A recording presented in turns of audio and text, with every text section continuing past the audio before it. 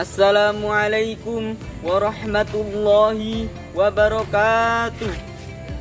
Alhamdulillahi rabbil alamin, wabihi nasta'in, wa ala umurid dunya waddin, wassalatu wassalamu ala asrafil anbiya'i wal mursalin, wa ala alihi wa sahbihi wa sallim ajmain. Amma ba'du.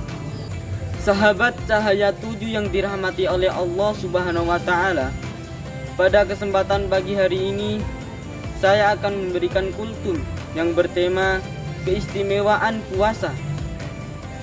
Banyak riwayat yang menjelaskan bahwa puasa memiliki beberapa keistimewaan dibanding ibadah lainnya. Salah satu hadis yang menjelaskan kelebihan puasa adalah hadis qudsi berikut: kullu amali bani adam lahu illa syiyam fa innahu li wa ana ajzi bihi. Artinya, semua amal ibadah anak Adam itu adalah untuknya, melainkan berpuasa. Fa innahu li, karena sesungguhnya puasa itu adalah untukku. Wa ana ajzi bihi, dan aku yang akan memberikan balasan kepadanya.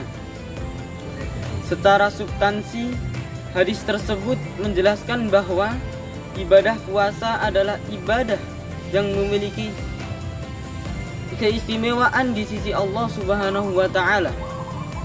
Kata untukku dalam hadis tersebut adalah bentuk penyadaran kepada Allah Subhanahu wa ta'ala yang menunjukkan betapa puasa memiliki keistimewaan yang lebih dibanding ibadah lainnya. Dalam beberapa hal, penyadaran kepada Allah Subhanahu wa ta'ala juga terjadi, seperti kata Ka'bah yang memiliki nama lain Baitullah, rumah Allah. Ini menunjukkan bahwa Ka'bah merupakan tempat yang memiliki kedudukan tinggi dibanding tempat-tempat lainnya.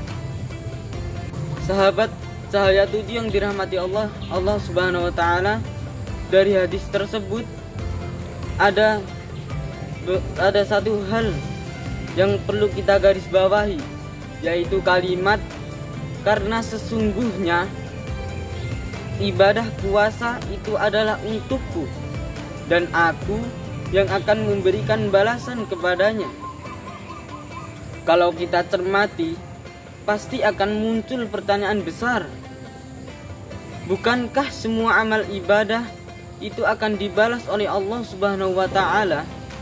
Lalu mengapa dalam hadis di atas seolah hanya ibadah puasa yang langsung dibalas oleh Allah Subhanahu wa ta'ala, seolah menegaskan ibadah-ibadah yang lainnya? Para ulama berbeda pendapat dalam mengartikan hadis tersebut. Mengapa ibadah puasa memiliki keistimewaan di sisi Allah Subhanahu wa ta'ala? Berikut beberapa pendapat di antaranya. Pertama, ibadah puasa adalah ibadah yang tidak dapat terjerumus dalam riya. Puasa adalah ibadah yang bersifat abstrak. Artinya, ibadah puasa adalah ibadah yang tidak memiliki gerakan yang dapat membedakan antara orang yang sedang berpuasa dengan orang yang tidak berpuasa. Berbeda dengan ibadah lain seperti sholat, zakat, haji, dan lain-lain. Antara orang yang sedang melaksanakan sholat dengan orang yang tidak sedang melaksanakan sholat bisa kita bedakan dengan mudah, karena sholat memiliki gerakan yang dapat membedakan antara orang yang sedang sholat dengan orang yang tidak sedang melaksanakan sholat, antara orang yang sedang melaksanakan haji dengan orang yang tidak sedang melaksanakan haji juga demikian, karena haji juga memiliki gerakan yang dapat membedakan antara mana orang yang sedang haji dengan mana yang bukan haji. Meskipun puasa dapat terjerumus dalam riya, itu pun hanya bisa diungkapkan dengan ucapan, Contoh, ada orang yang sedang berpuasa dengan maksud memamerkan puasanya. Ia berkata, "Aku ini sedang berpuasa." Tapi sekali lagi, itu hanya bisa diperlihatkan dengan ucapan. Berbeda dengan ibadah lainnya, apabila terjerumus dalam riya melalui gerakan ataupun ucapan.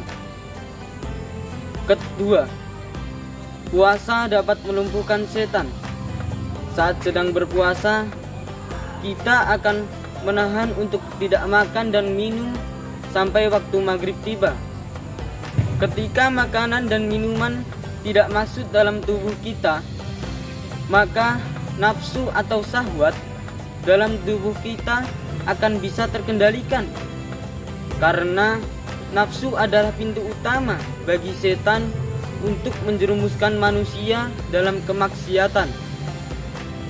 Ketiga, pahala berpuasa lebih besar dibanding ibadah lainnya. Menurut Al-Qurtubi, setiap amal ibadah sudah ditentukan besar pahala yang diperoleh, mulai yang dilipatkan 10 kali, 700 kali, sampai yang Allah kehendaki. Keempat, atau yang terakhir, pahala melihat Allah Subhanahu wa Ta'ala. Dalam kitab Duratun Nasikhin halaman 13, Syekh Utsman Sakhir dengan mengutip pernyataan Abul Hasan menjelaskan bahwa setiap amal ibadah akan mendapatkan pahala berupa surga. Berbeda dengan puasa, pahalanya adalah bertemu dengan Allah Subhanahu wa Ta'ala dengan tanpanya adanya penghalang apapun. Demikian kultum yang dapat saya sampaikan. Semoga materi yang saya sampaikan dapat menjadi catatan amalan dan pelajaran bagi kita semua untuk senantiasa berbuat kebaikan. Dan semoga kita selalu dijaga dan dijauhkan dari larangan Allah Subhanahu wa Ta'ala. Semoga amal ibadah kita pada bulan Ramadan ini bisa diterima oleh Allah Subhanahu wa Ta'ala. Sekian dari saya. Wabillahi taufiq wal hidayah, waridha wal inayah. Wassalamualaikum warahmatullahi wabarakatuh.